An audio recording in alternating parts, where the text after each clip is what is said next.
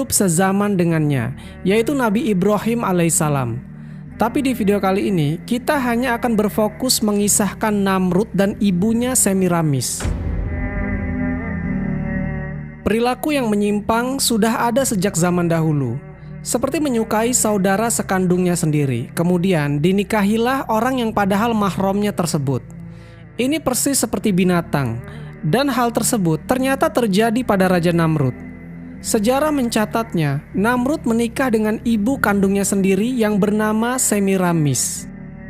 Namrud adalah seorang raja yang terkenal yang hidup sekitar tahun 2275 sampai 1942 sebelum Masehi. Dia menjadi raja di sebuah daerah yang dinamakan dengan Babilonia, dengan peradabannya yang terkenal bernama Mesopotamia kuno. Dan negara bekas pemerintahannya sekarang menjadi negara Irak. Ayah Namrud adalah Kush, yaitu cucu dari Nabi Nuh alaihissalam. Sedangkan ibunya adalah Semiramis, atau dengan nama lain Samiram. Ibunya pada usia remaja telah menikah dengan ayahnya. Konon, sehari setelah berhubungan intim dengan Semiramis, ayahnya ditakdirkan meninggal dunia. Oleh karena itu, saat Namrud lahir, dia tidak memiliki ayah. Ibunya terkenal sebagai wanita yang cantik dan bijaksana. Maka setelah Namrud lahir, konon ibunya tidak pernah disentuh oleh manusia dan Namrud dianggap sebagai anak yang suci. Dan inilah yang menambah keyakinan Namrud bahwa dia adalah anak Tuhan. Kemudian Namrud ini, teman-teman, adalah orang yang paling pintar dan paling cerdas di zaman itu. Dia dianugerahi kepintaran dalam hal desain, matematika, dan ilmu perbintangan. Dialah orang yang saat itu menemukan seksagesimal yang membagi lingkaran menjadi 360 derajat. Kemudian dia jugalah yang menemukan kalau 1 derajat kepada 60 menit dan 1 menit dalam 60 detik. Selain itu, Namrud menetapkan bahwa 1 hari terbagi dalam 24 jam. Menurut Namrud, hari bermula pada waktu tengah malam dan bukannya pada waktu matahari terbenam seperti yang dipercayai oleh kaum sebelumnya. Di samping itu juga, Namrud juga mahir mendesain struktur bangunan besar seperti jembatan, kuil, bangunan bertingkat, dan bendungan. Bukti bangunan yang telah dibangun Namrud salah satunya adalah pembinaan sistem saluran irigasi di lembah Tigris dan Eufrates. Namrud juga orang yang pertama yang menggunakan batu bata dari tanah liat yang dibakar. Dan Namrud juga terkenal sebagai arsitek dari Menara Babil, yaitu menara pencakar langit pertama di dunia. Nah, karena kemampuan yang luar biasanya itu, dia menjadi sombong dan takabur. Sayangnya, dengan segala penemuan yang menakjubkan itu, dia malah menggunakannya untuk menyesatkan rakyatnya. Antara lain, Namrud menggunakan ilmu falak atau ilmu tentang benda-benda langit untuk menciptakan berbagai sistem meramal nasib, seperti horoskop dan meramal nasib palmistri. Tujuannya adalah bahwa manusia tidak perlu Tuhan, karena manusia mampu memprediksi dan mengubah nasibnya sendiri. Selain itu, Namrud juga membangun banyak bangunan megah dan berhala yang indah, agar manusia kagum akan ciptaannya sendiri. Konon katanya, Menara Babel yang dibangun Namrud digunakan untuk para pendeta-pendeta memuji dan menyembah Namrud. Dan kenapa menara itu dibangun sangat tinggi? Karena untuk bisa mencapai kayangan. Ini juga persis seperti apa yang dilakukan Fir'aun. Fir'aun membangun piramida yang sangat tinggi karena dia ingin melihat Tuhannya Nabi Musa dari atas sana. Dan mungkin Fir'aun juga terinspirasi dari Namrud. Menurut buku Sejarah Para Nabi dan Raja yang ditulis oleh Imam At-Tabari pada abad ke-9 Masehi, menara kebanggaan Namrud itu telah dihancurkan oleh Allah Subhanahu wa Ta'ala.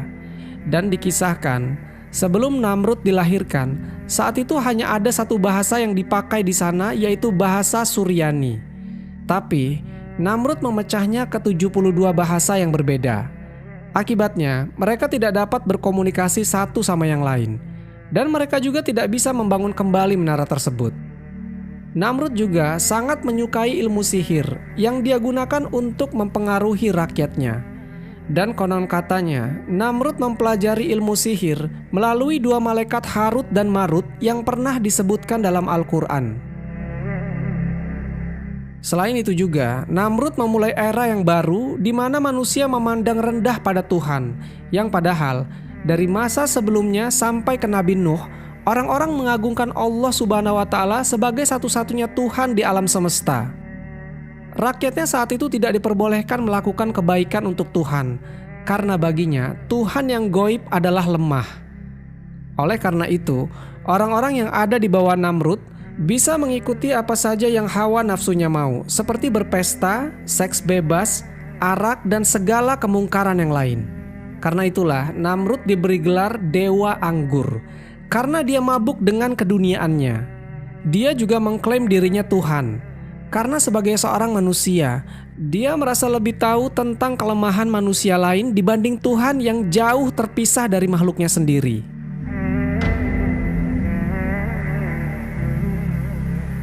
Selama hidupnya, Namrud banyak membangun kota-kota megah seperti Babel, Erek, Akkad, Asyur, dan Niniwe. Peninggalannya bisa dilihat di Mosul, Baghdad saat ini. Dan ada sebuah gunung yang bernama Gunung Namrud atau Gunung Nemrut yang terletak di Adiyaman, Turki. Disebutkan dalam sejarah bahwasanya Semiramis menikahi Kush, cucu dari Nabi Nuh alaihissalam. Saat itu Semiramis masih belia dan wajahnya sangat cantik dan pintar. Bahkan tak ada satupun di negeri itu yang lebih cantik daripada Semiramis ini. Tak lama setelah menikah, Kush wafat.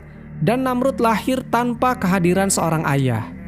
Tapi menurut pengakuan Semiramis, dia melahirkan Namrud tanpa ayah dan menganggap dirinya suci tanpa pernah disentuh pria. Sehingga menganggap Namrud adalah anak yang suci yang lahir dari seorang perawan.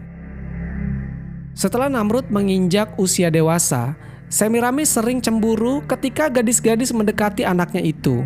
Karena dia tidak mau Namrud dimiliki oleh wanita lain, dia pun menikah dengan anak kandungnya sendiri. Namrud yang suci dan dianggap sebagai Tuhan itu kemudian disalib dan ditempatkan dalam sebuah gua bersama domba. 3 hari kemudian, batu yang menutup mulut gua itu terguling dan terlihat pintu masuk ke dalam gua terbuka. Dikatakan bahwa ketika itu jasad Namrud telah menghilang. Tak ada apapun di dalam gua tersebut. Setelah kematian Namrud, saat itu mereka menganggap Namrud sebagai dewa. Mereka menamainya dengan Osiris, Isis, dan Horus. Jadi artinya, mereka memiliki 3 dewa atau 3 Tuhan yang mereka sembah. Sebagai bentuk dewa yang dipuja oleh orang-orang setelahnya, orang-orang Babilonia kemudian mengadakan upacara musim semi untuk memperingati kematian dan kebangkitan Namrud. Setelah 3 hari kematian Namrud, mereka menawarkan roti bertuliskan lambang salib Surya. Semiramis, ibunya sekaligus istrinya, menyebarkan ajaran bahwa roh Namrud tetap akan hidup selamanya. Untuk memperingatinya, sebuah pohon evergreen atau cemara ditafsirkan sebagai bukti kehidupan baru bagi Namrud. Kemudian untuk mengenang hari kelahirannya, Namrud akan hadir di pohon cemara itu dan meninggalkan bingkisan yang digantungkan di ranting-rantingnya. Para penganut agama pagan kuno menamai pohon itu sebagai mistletoe. Pohon cemara adalah lambang kesuburan penting untuk upacara. Peradaban kuno percaya bahwa dengan mendekorasi rumah dan kuil dengan tanaman hijau seperti holly, ivy, dan mistletoe dapat membantu membawa cahaya matahari yang berkurang di akhir tahun. Tanaman mistletoe adalah tanaman yang paling sakral untuk orang-orang pengikut Druid. Druid ini adalah anggota kelas pendeta berpangkat tinggi dalam budaya Celtic kuno. Lalu, kebiasaan berciuman di bawah mistletoe berasal dari gagasan kuno bahwa mistletoe adalah alat kelamin kayu oak. Jadi, diyakini bahwa pelukan di bawah buah yang berkilauan pasti menjamin pembuahan atau kehamilan dari pasangannya. Selama berabad-abad, tradisi ini digunakan untuk merayakan pertengahan Saturnalia. Ajaran agama Babilonia yang diajarkan Namrud dan Semiramis terdiri dari 3 elemen, yaitu api, ular, dan matahari. Para pengikutnya diharuskan fokus ke matahari, karena matahari merupakan bagian penting dan sebagian besar dari mereka menyembah matahari dengan harapan mendapatkan cahaya yang berujung pada kesejahteraan. Jika mendengar kisah agama Babil dari Namrud ini, mungkin sebagian dari kita akan teringat dengan ajaran agama Kristen. Karena hampir sebagian ajaran atau cara-caranya mirip, hanya saja berbeda nama dan tokoh-tokoh yang ada di dalamnya.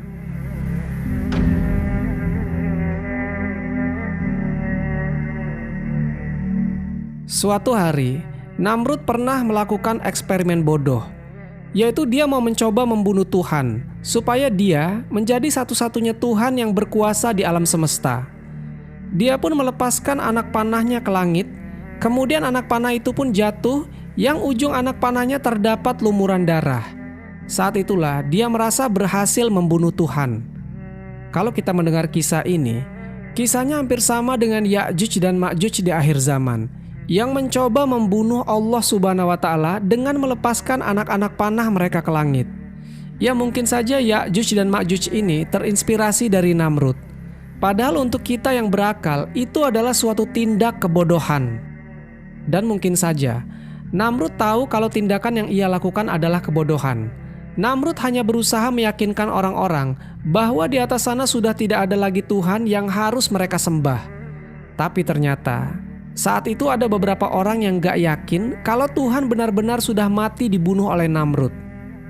Akhirnya Namrud pun melakukan percobaannya yang kedua. Pada suatu hari, dia mengumpulkan seluruh bala tentaranya di suatu tempat. Kemudian dengan aba-abanya, mereka semua serempak melakukan gerakan menyerang. Bukannya berhasil membunuh Tuhan, malahan waktu itu datang segerombolan nyamuk yang menyerang mereka. Ribuan nyamuk itu menggigit dan mengerumuni bala tentara Namrud hingga tentaranya banyak yang mati saat itu. Dan ada seekor nyamuk yang berhasil masuk ke dalam kepala Namrud melalui salah satu lubang di tubuhnya. Dan dengan peristiwa itu Namrud menjadi sakit. Kepalanya selalu pusing. Dan karena suara nyamuk itu terdengar di dalam kepalanya, dia mengalami kegelisahan berkepanjangan. Namrud pun memukul kepalanya berkali-kali. Nah, setelah dipukul, rasa sakit kepalanya pun hilang. Tapi tak berapa lama dari itu, rasa sakitnya timbul lagi. Lalu pada suatu hari, Namrud meminta seseorang untuk memukul kepalanya kuat-kuat. Dia berharap kalau kepalanya dipukul dengan kuat, maka nyamuk yang bersarang di kepalanya akan mati. Tapi setelah dipukul, bukannya nyamuk itu mati, malahan Namrud yang mati. Konyol sekali teman-teman. Orang sepintar itu dan orang sehebat Namrud mati cuman karena seekor nyamuk.